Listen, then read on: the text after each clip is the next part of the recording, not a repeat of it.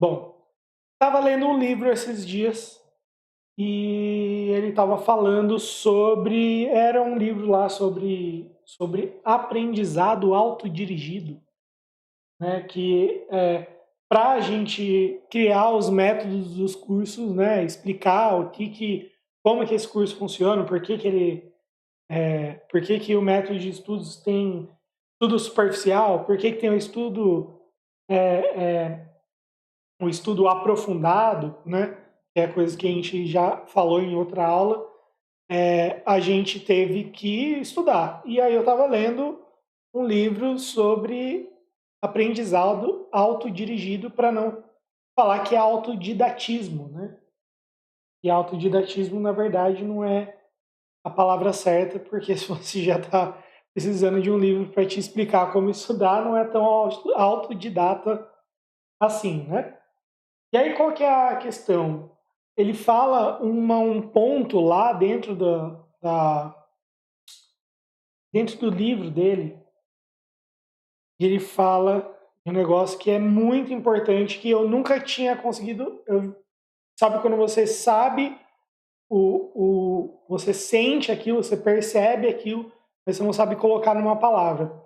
E essa palavra é o que está aí na tela, que é transferência. E esse é um erro muito comum nos concurseiros, e a gente vê isso quando a gente vê, por exemplo, alguns alunos na discursiva, alguns alunos que estão lá na reta final do Enem, a gente tem um contato ali no grupo de WhatsApp, e a gente vê exatamente esse problema, que é o problema da transferência, que é não saber exatamente como transferir o que eu estudo, né, replicar o que eu estudo, ou aplicar o que eu estudo na prova, né? E esse é um problema que envolve dois fatores. Primeiro fator, e aí a gente vai falar lá do estudo tradicional, do cursinho que tem uma penca de videoaulas, por exemplo, vai lá, direito administrativo, vai ter princípio de direito administrativo, história de direito administrativo, atos administrativos, poderes, uma aula para cada, 4 horas de aula para cada item, e assim vai, né? Eu sei porque eu já vi esses cursos na época que eu estudava para concurso, era assim, e acredito que, pelo que eu vi, grandes cursos que eu nem conhecia na época, é mais ou menos nesse perfil, né? E o que acontece?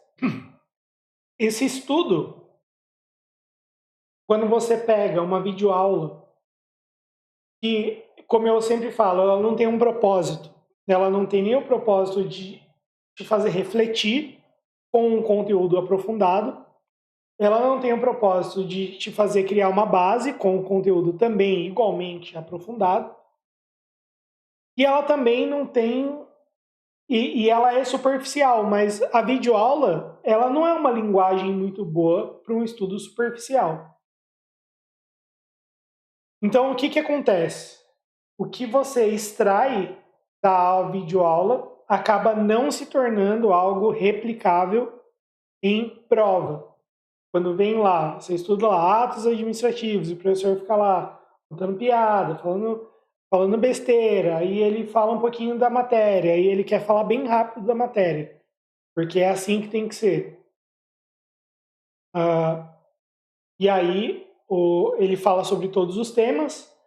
Se ele fosse falar sobre todos os temas de forma aprofundada, isso não iria se traduzir na prova.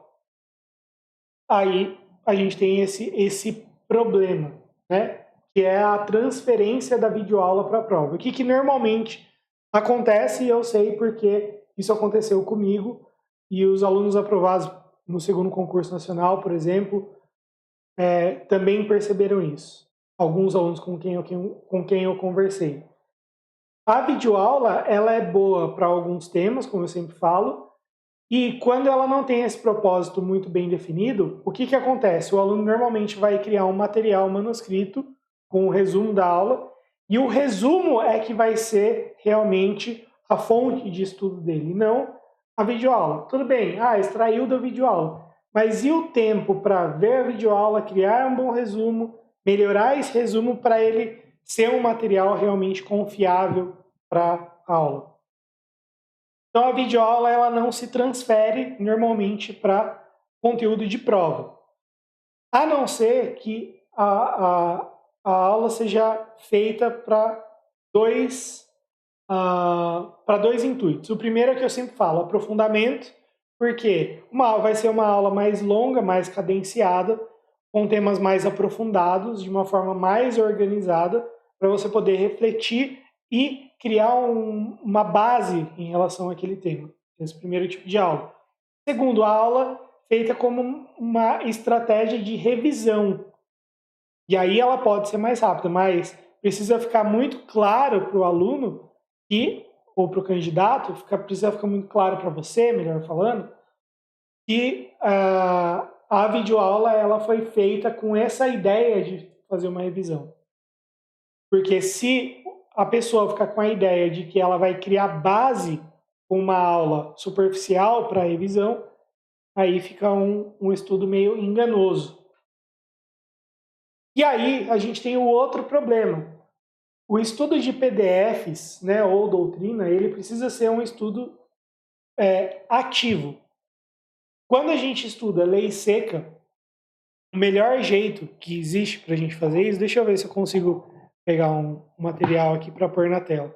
Mas o melhor jeito que existe, na minha concepção, para você criar um estudo de lei seca efetivo, é mais ou menos o seguinte.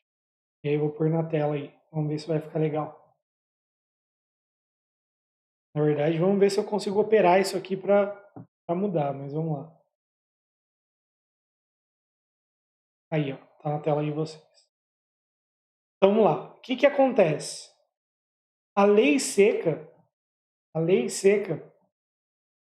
o melhor jeito de estudar ela é fazer isto aqui.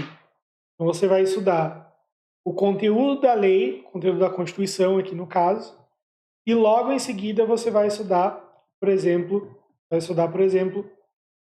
logo em conjunto aqui, a DI 2076.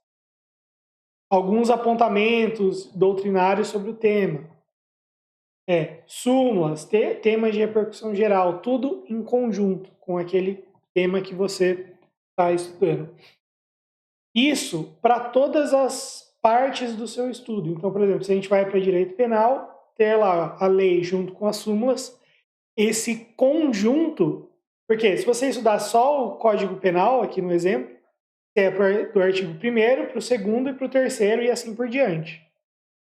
Isso transfere para a prova? Transfere, mas não de uma forma tão efetiva quando você coloca súmulas e orientações jurisprudenciais, tese de repercussão geral, logo em conjunto. Por quê?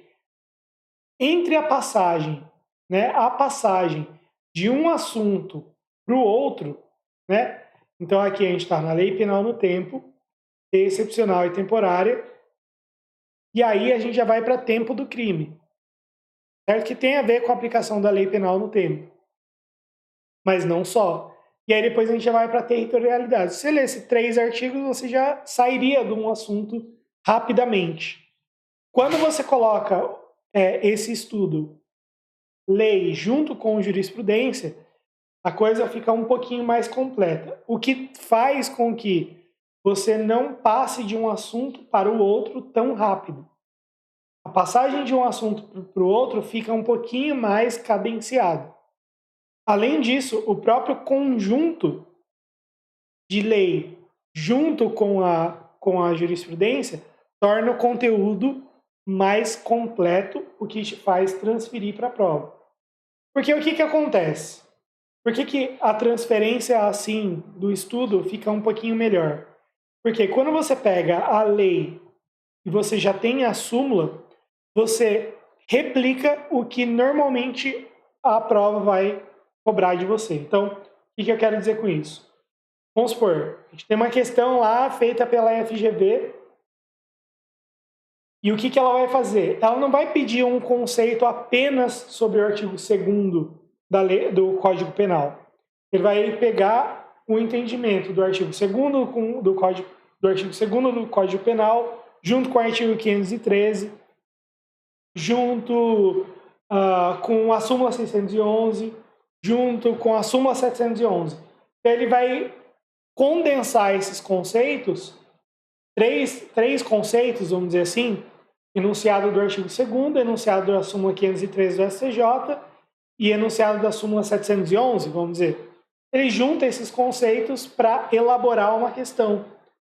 A FGV é a mais evidente, que faz essas questões dessa forma, de uma forma mais evidente. Por quê? Porque são questões com enunciados de caso concreto, em que se cobra mais de um conteúdo por questão, né? Inclusive, quando a gente faz as nossas estatísticas, a gente percebe isso, né? Que a FGV ela tem esse perfil um pouquinho diferente para para elaborar suas questões. Só que olha só, não é apenas este ponto que é importante, tá? A gente tem um outro ponto para transferência que é tão importante quanto, que é isto aqui. Você, para ter uma real transferência do que você estuda, então está lá na lei seca, está estudando jurisprudência, e você tentar levar isso para a prova, você precisa de uma coisa muito importante, que é treinar questões. Como eu sempre gosto de falar, treinar questão sem edital aberto, você vai treinar periodicamente, e quando abrir edital, a ideia é você estudar mais ou menos 10 vezes o número de questões da prova. Na verdade, no mínimo 10 vezes o número de questões da prova. Então, o ENAM tem 80 questões, 800 questões desde o edital até a realização da prova. O treino de questões é o que a gente normalmente pensa como um estudo apenas na verdade, a gente pensa como uma verificação do nosso estudo. Então, a gente pensa na resolução de questão como uma verificação do que, eu estou estudando isso, acertei, então está certo, então o meu estudo está bom. Errei, então o meu estudo não está tão bom assim. Isso é legal, porque isso dá um marco para a gente verificar se o nosso estudo realmente está correto. Mas tem um outro ponto que é muito importante, e esse ponto é que quando você treina questões, o que você está fazendo é uma aplicação prática do seu estudo. E a aplicação prática do seu estudo é parte dele. Então ela não é verificação não é apenas a verificação se você está bem ou está mal, mas quando você pega sobre a contratação por tempo determinado para necessidade temporária de excepcional interesse público, isso aqui tem base em julgado do STF, você vai verificar se o informativo que você leu sobre este tema, você consegue aplicar numa questão. E aí que é a maior diferença que a banca FGV tem. A banca FGV, normalmente, ela faz isto aqui. Mariana ajuizou ação de indenização por danos materiais e morais contra uma construtora, seguindo rito sumário, etc. E aí, aqui, salvo engano, é uma questão que eu fiz, isso aqui é questão feita por mim, tá? Salvo engano, é uma questão falando sobre direito intertemporal do processo civil. E aí tem julgado do STJ sobre o tema, e foi a base dessa questão aqui. Então, olha só, quando você pega um caso em que a Mariana ajuizou a ação de indenização e aí teve uma questão lá envolvendo honorários, a FGV, o que ela está cobrando é a aplicação prática do seu conhecimento. E isso é o que muita gente peca, que é pensar na transferência do que você estuda para a prática. E é o que a FGV cobra e é o que muita gente cai. Então, mudando essa ideia de que questão não é só verificar se eu estou bem ou estou mal, e pensar no estudo de questão como parte do estudo, parte integrante do estudo. É como se você estivesse lendo doutrina para ganhar conhecimento. É a mesma coisa. É a aplicação do próprio conhecimento na prática. Na prática para o que você precisa agora, que é no concurso. Depois vai ser despacho, elaborando sentença. Então, você precisa pensar na transferência do que você estuda para uma aplicação prática, senão você não consegue avançar nos estudos. Mas é isso, espero que vocês tenham gostado e a gente se vê na próxima.